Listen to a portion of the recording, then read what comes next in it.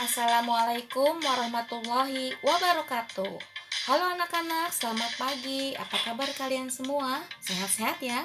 Dan itu yang ibu selalu harapkan. Nah, untuk kali ini kita masih belajar di materi bab 6 ya, yaitu tentang energi dalam sistem kehidupan.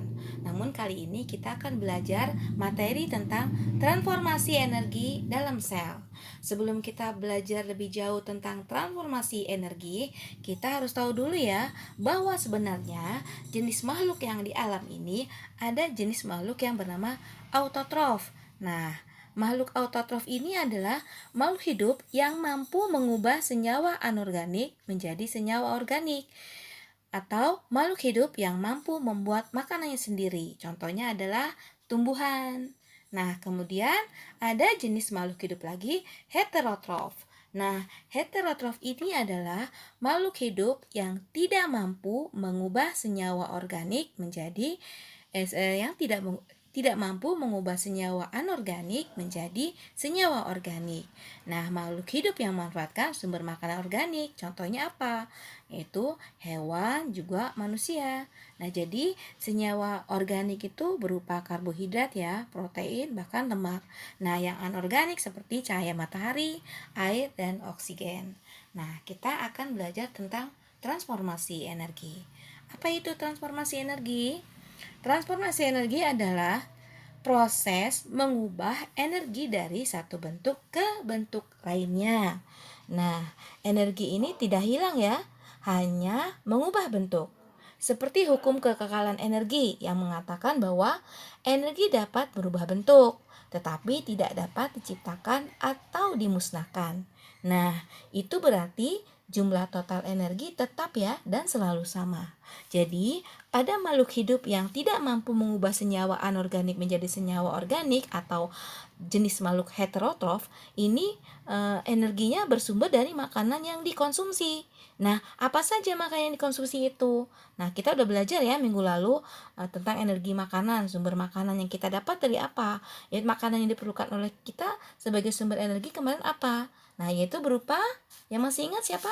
Iya, berupa makanan makanan yang berperan sebagai sumber energi apa kemarin? Seperti karbohidrat, protein, dan lemak. Pintar. Nah, energi ini akan mengalami transformasi mulai dari energi potensial berupa energi kimia makanan menjadi energi panas dan energi kinetik atau gerak dalam aktivitas makhluk hidup tersebut. Nah, seperti itu ya. Jadi kita mendapatkan sumber energi dari makanan. Kita udah belajar ya minggu lalu. Nah, lalu transfer energi tersebut transformasi energi tersebut terjadi dalam sel ya. Jadi sel itu apa sebenarnya? Nah, jadi kalau sel itu kan satuan unit terkecil dari makhluk hidup ya. Jadi transformasi energi tersebut terjadi dalam sel. Sel itu dimana adalah berupa susunan yang paling terkecil pada makhluk hidup. Nah, lalu transformasi energi dalam sel terjadi dengan cara apa saja? Nah, ada dua ya caranya, yaitu satu, transformasi energi oleh klorofil. Nah, yang kedua, transformasi energi oleh mitokondria. Kita bahas satu-satu ya. Apa itu transformasi energi oleh klorofil? Nah, transformasi energi oleh klorofil. Nah, kita mulai tahu dulu apa itu klorofil sebelum kita tahu transformasi energinya. Apa itu klorofil? Kalian pernah dengar ya, mungkin belajar di SD waktu itu klorofil itu apa? Nah, klorofil itu adalah zat hijau daun yang terdapat dalam organel sel tumbuhan yang disebut kloroplas. Nah, jadi kalau kalian melihat pohon-pohon hijau itu kenapa? Nah, itu hijau daunnya itu adalah klorofil ya. Nah, kemudian energi radiasi matahari yang ditangkap oleh klorofil berfungsi untuk melancarkan proses fotosintesis. Nah, di mana proses tersebut digunakan untuk mereaksikan CO2 dan H2O menjadi glukosa dan oksigen. Jadi, energi radiasi matahari yang terbentuk energi cahaya diubah menjadi energi potensial dan energi kimiawi yang disimpan dalam molekul karbohidrat dan bahan makanan lainnya. Nah, seperti itu ya, energi klorofil itu mengarah ke fotosintesis, di mana menggunakan radiasi matahari ya, energi matahari, radiasi matahari. Nah, kemudian kita ke transformasi energi oleh mitokondria. Nah, mitokondria ini banyak terdapat pada sel otot makhluk hidup ya, dan sel saraf. Nah, jadi mitokondria itu adalah merupakan organel sel yang terdapat di dalam sel yang memiliki peran dalam respirasi sel. Nah, jadi energi kimia yang digunakan untuk mengubah karbohidrat, protein dan lemak menjadi molekul lainnya atau ATP. Apa itu ATP? ATP adalah adenosin trifosfat atau molekul pembawa energi. Nah, demikian anak-anak dua cara transformasi energi dalam sel, di mana pertama adalah transformasi dengan cara transformasi energi oleh klorofil dan transformasi energi oleh mitokondria. Kalau klorofil berkaitan dengan fotosintesis, yaitu memerlukan energi radiasi matahari. Nah, kemudian kalau transformasi mitokondria dilakukan terdapat dalam sel makhluk hidup dan sel saraf. Nah, demikian ya. Kemudian uh, dari energi zat itu tadi dihasilkan suatu proses oleh proses respirasi ini ya. Jadi ketika energi-energi itu tadi dihasilkan oleh proses respirasi ini, kan kalau mitokondria itu berperan sebagai respirasi ya. Nah, ini akan membuat sel-sel di dalam tubuh kita berfungsi sehingga kita bisa melakukan aktivitas keseharian seperti belajar, bermain dan membantu orang tua tentunya ya, atau aktivitas lainnya. Nah, proses transformasi energi ini akan berlangsung dalam suatu proses kimia yang dinamakan dengan metabolisme. Jadi, metabolisme itu apa ya? Kalau kalian pahami yang dari tadi itu adalah proses kimia adalah suatu proses kimia yang terjadi di dalam tubuh sel makhluk hidup yang dalam proses ini nutrisi diubah menjadi energi. Nah, itu adalah metabolisme. Jadi, energi yang dihasilkan dari proses metabolisme kemudian akan digunakan untuk semua jenis kegiatan seperti berpikir, bernafas, dan berbicara. Nah, oleh karena itu, makhluk hidup yang memiliki metabolisme yang buruk akan mengalami kesulitan melakukan aktivitasnya. Jadi, metabolisme juga diartikan sebagai proses kimia yang dilakukan oleh tubuh. Ya, proses kimia yang terjadi terbentuk mengubah senyawa kompleks menjadi senyawa yang lebih sederhana. Nah, metabolisme juga mempunyai fungsi atau untuk mempertahankan kehidupan makhluk hidup ya. Jadi, metabolisme merupakan ciri makhluk hidup, baik itu hewan, tumbuhan, dan juga manusia. Dan penting ya untuk semua makhluk hidup. Karena apa? Karena jika tidak ada metabolisme, maka makhluk itu akan mati ya tentunya. Nah, jadi metabolisme disebut reaksi enzimatis karena metabolisme terjadi selalu menggunakan katalisator enzim. Nah, metabolisme ini ada dua ya, ada anabolisme dan katabolisme, di mana anabolisme adalah mengubah senyawa anorganik menjadi organik. Nah, kalau katabolisme adalah mengubah senyawa organik menjadi senyawa anorganik. Kebalikannya ya.